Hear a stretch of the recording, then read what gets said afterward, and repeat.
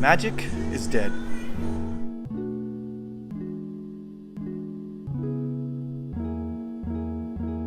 What's up, makers? Welcome back to the vlog. I'm Nate. I'm Alan. And we're so glad you guys are joining us on our channel today. I know this is a little bit of a different setup. We have our mic ready to go, and we have a mic, we have an Alan, and an Nate. Get it?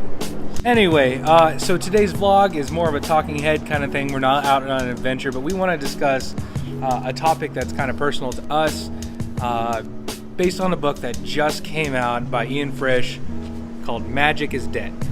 This is not a sponsor, not a big thing that we're getting paid for. It's not a promotion. This is actually something that sparked a little bit of a conversation between us. And we want to get you guys involved in our thoughts, and we want to see what you're thinking as well. So if you haven't done so already, please hit the like button down below and hit subscribe to be a part of the conversation.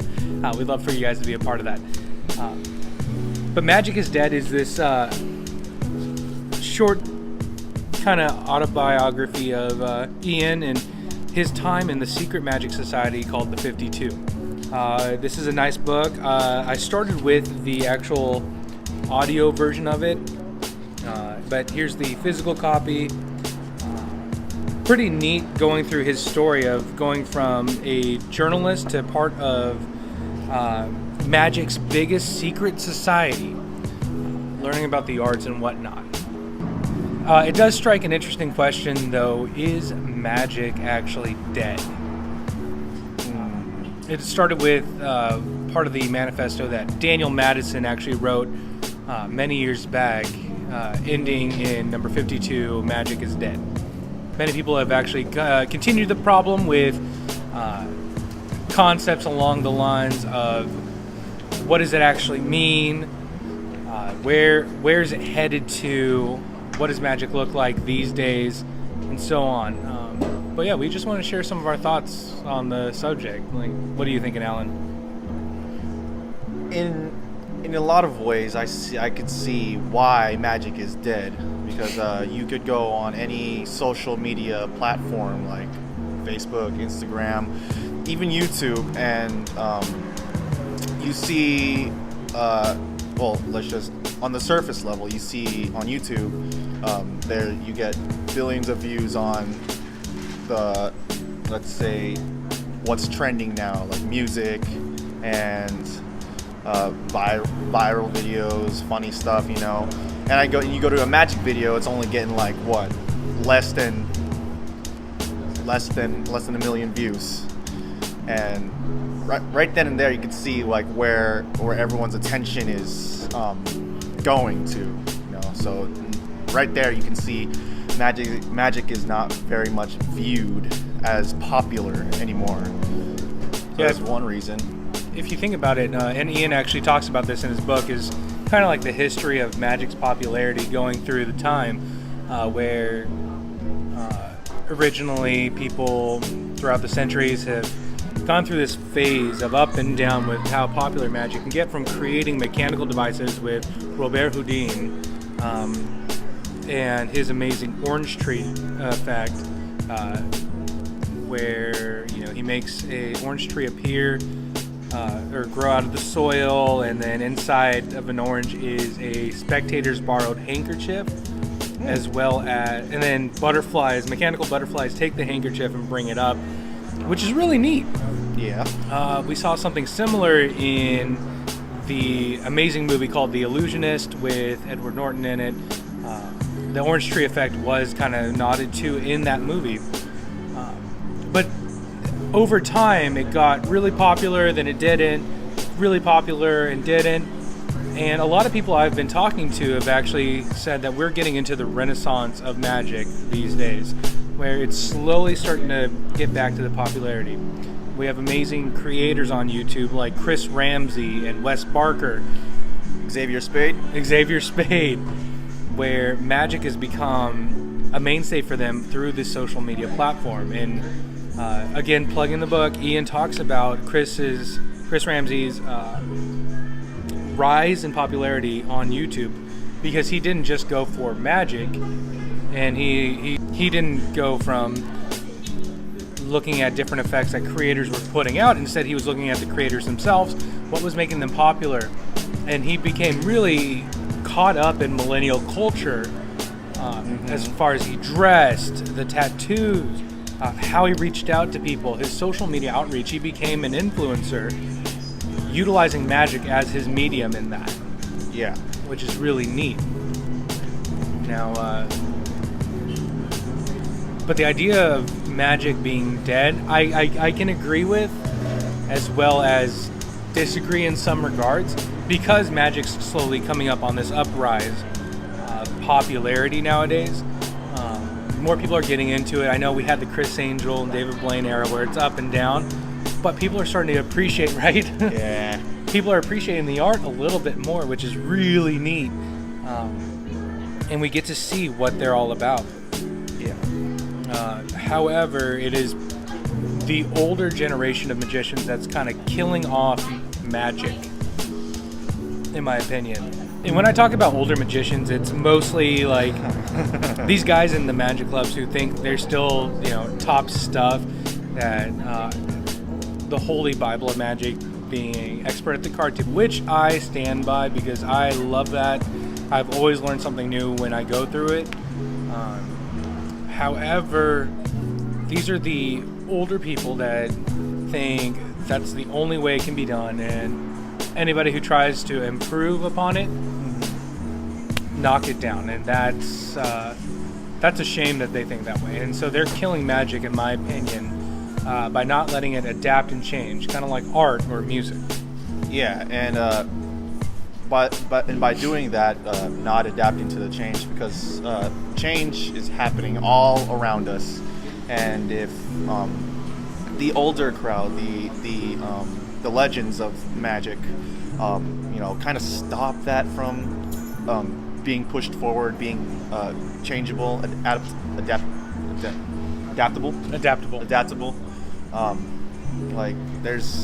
That's another reason why there's not so many new magicians, because these guys just keep shutting down the idea of there's only one way to do a certain magic trick, and they're the only ones who supposedly can know how to do it, or are the only ones who are the masters of it. No one else can be a master. That's their. I feel like that's their mentality. Yeah. Of newer just magic tricks in general. Mm-hmm. No, if anything, newer tricks, newer ways to do a trick. They just don't see the many other different ways that we found, just like the newer generation of magicians that we just mentioned a few of them earlier, and who knows? I don't think those guys, those older magicians even pay attention to the newer magicians now, or any kind of other magic trick, Yeah, I think one of my favorite quotes in the book was about when Ian and Xavier Spade go to this magic convention, or card magic convention in Buffalo, New York, and he says that Xavier looks over at him and simply states, "If you've been doing the same magic trick for 20 years and you still do the same crappy moves, then that same trick has sucked for 20 years." Yeah. Because there's no change. Alan and I are both musicians. We love music. We're big musicians. But think about the adaptability in music, how it's changed over the years. From blues to rock to pop, everything has kind of shaped in a different era. And of course, people weren't happy about it at first, with what the Beatles did with rock. Changing kind of the structure and how they did different things. Similarly with pop music, we went from almost this 4-chord progression of kind of electric guitar and crazy weird beats on the drums, Yeah. to super synthy, super bassy, and it's going to keep growing and adapting. It even went to the point where there's electronic dance music where there's no instruments used whatsoever, and it's just by using a laptop and a keyboard. That's it. Yeah. That is it. And like, is it wrong though? Like, is it No. incorrect to keep adapting this? Penn Jillette was quoted saying that also in music people can make covers, but in magic people steal. Like, what are your thoughts on that idea?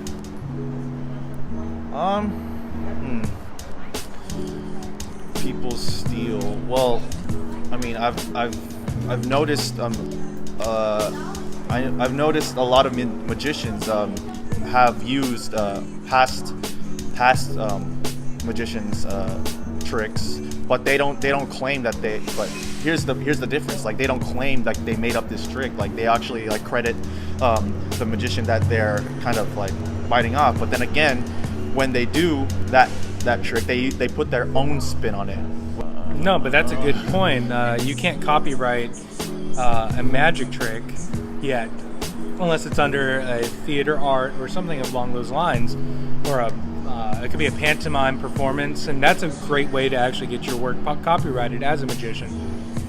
However, the creative content and licenses still probably belong to it, and younger generations that... I'm going to preface this like this. You shouldn't publish work that's not your own. However, to get your start, you should look up to somebody. Kind of like as musicians, we copy the style of certain musicians that we absolutely love and adore, and then we find our own sound and how to adapt it to that. Similar in magic, where if you see certain tricks or certain effects done by a set of magicians that you really look up to and conjurers that you really look up to, adapting their style to it helps you find your own noise, and then you start doing your own thing with those effects, and over time I'm sure it'll change the effect enough to where it becomes different. But you said it exactly right, where crediting them the right way, I think, helps keep it alive, because then it changes everything up. I think it was the early 90s, an effect came out called Raise Rise, where a card starts at the bottom of the deck sticking out and goes up section by section, one at a time, till it looks like it melts through the deck and lands on top. Now that's cool. Mm-hmm. Xavier Spade kind of stepped up the game though, and he contacted Ray of Raise Rise saying, hey, do you mind if I republish this under my own name, but with my adaptation and my moves and things like that? And what did he say? He said, yeah. And so Xavier's Rise is out on the market. Again, this is not a sponsor, but it's a great example that you can keep going and going, and as long as you credit people properly, the right things show up and people understand that and they can roll with that. I think that's a great example right there, is crediting keeps it alive. Meanwhile, people who kind of steal the music or steal the magic slowly kill the art because it's not their own and it's not adapting. Yeah. Yeah, and another way I see it is that one saying, like, you can't teach an old dog new tricks. Like, yeah, and there are those older magicians that I don't know. Like, I feel like they're kind of jealous, but they don't show it. They kind of see like the newer tricks and the newer magicians that are just magic in general that are coming out nowadays, and they're like, and sometimes I see them as, I don't know if I can do that, like I don't have like the capability, I don't have the strength, I don't have the Dexterity. The dexterity they used to have.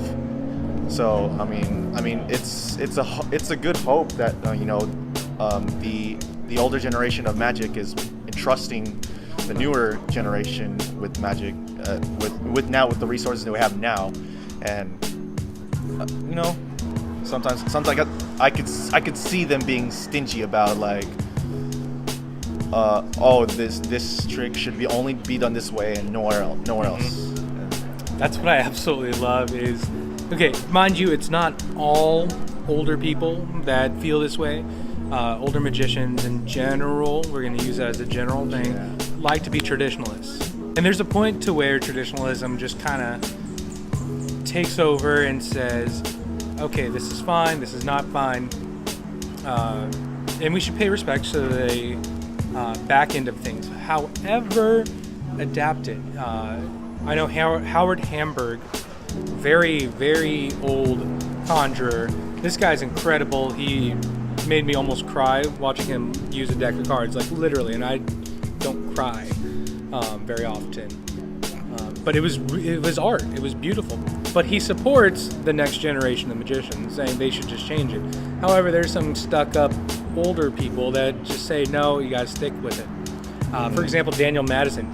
A few years back, some of you may or may not know, Daniel Madison put out a project. He's big into gambling slides called Erdnase by Madison. But he started the whole project out with, I'm Daniel Madison, and I am better than Erdnase. That's when the death threats started. That's when the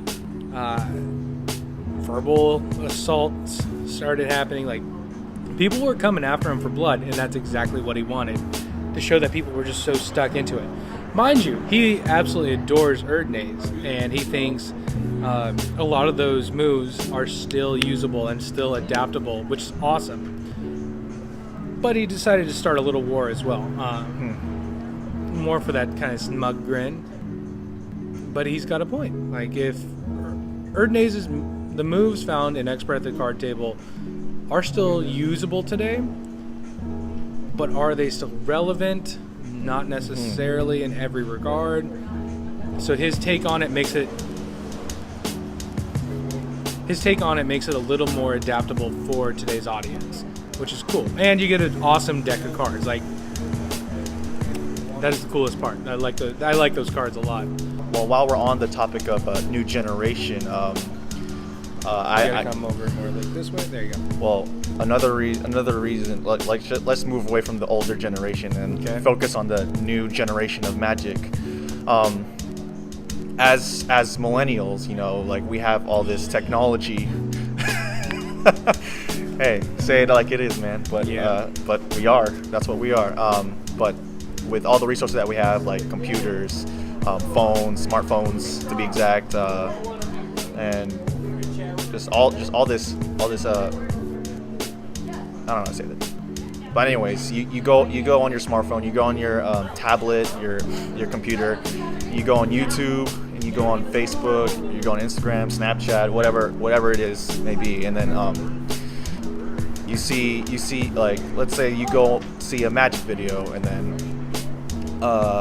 after you're done seeing the magic video, you see you scroll down the comments where a lot of people are there like bashing or debunking how you can do the trick, or like, and I could just see everybody like read it in their own voice, like, oh, he did this, he did that, I could do this so much better, or this magician did it better, and that's another reason. Like, I didn't know why magic can be so controversial just by the way it's been done, and especially by the younger generation.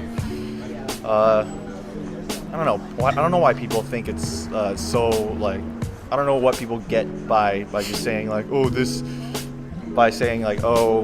like, I can do this better, or he did this, or the trick is so easy. It's not easy, it kind of took like practice, to do. That's one of those things, like, I joke around whenever, like, I get to do corporate gigs or ticketed shows. Like, I get paid to play, but what people don't understand is it's not just, here's this amount of money for getting to mess around with people for an hour or two. No, it's 22 years of practice put into an hour's worth of material. And you're right. The millennial generation is ruining it all because they think they know everything. And they feel so attacked and offended. Even if people don't feel offended, they want to make a fight for that person regardless. Like, I know some people in our generation and that message certain celebrities about, aren't you offended about this, and this? Don't worry, we got your back. And the celebrity's like, no, it's all good, and I don't see what's wrong. And they're like, don't worry, we'll fight the fight for you. And they're like, no, don't do anything. You're like, no, we're offended for you. Why?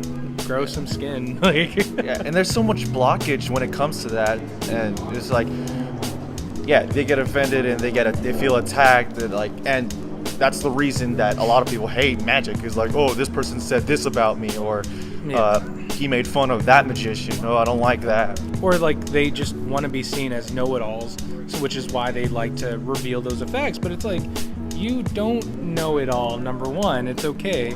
I've told these guys while we practice and stuff. Like, I have 22 years under my belt practicing and learning, and I don't know anything about the craft. There's so much more to learn, so many more moves, so many more effects, how to present. There's theory, stagecraft. There's setting things up. Like, it's an insane amount, and I just scratched the surface of being able to give this art what it's used for. And these people want to be seen as right, so they reveal the effect, but that doesn't help with, or they reveal the trick behind the effect, which doesn't help the effect at all, and hurts their credibility as well as the artist's credibility. Yeah, and going back, you just said magic is art, and art is a lot of other stuff. Like, there's painting, there's drawing, there's music, there is video games, heck. Yeah. But yeah, like, this magic is just like all those other things. Like, if we weren't just born with the ability to do magic. What? Did I say that out loud? Crap. No, but just like those other things, like, we actually sacrifice time and money to I don't know if I said money, but no, that's fine. But yeah, we sacrifice a lot of time and like resources just to learn one new trick or one new illusion, one new. It just takes time to do it, just how music works and just how like drawing works. Like, we need to keep on doing it to get better at it. It's not a one-time thing. And you know what? I agree with that. And the fact that just as a visual artist has different mediums such as charcoal, oil paints, watercolors, like pastels, everything like that, similarly, magic has cards, coins, stunts and straitjackets, bizarre effects like the human blockhead. We have like a whole set of materials that we can just go for. But similarly, I think, like, going off the new generation and our outreach, we talk about YouTube as well. But we're doing like Chris Ramsey, Wes Barker, Xavier Spade, Daniel Matt, like, you go across the board. And we're not lumping ourselves in with the greats, but we're pretty average. So if you put your standards really low, you'll never be disappointed. But you look at the different magic videos on YouTube. Oftentimes you get the talking hands where they show you how a trick is done. It's okay. It doesn't mean you're going to get the best guarantee.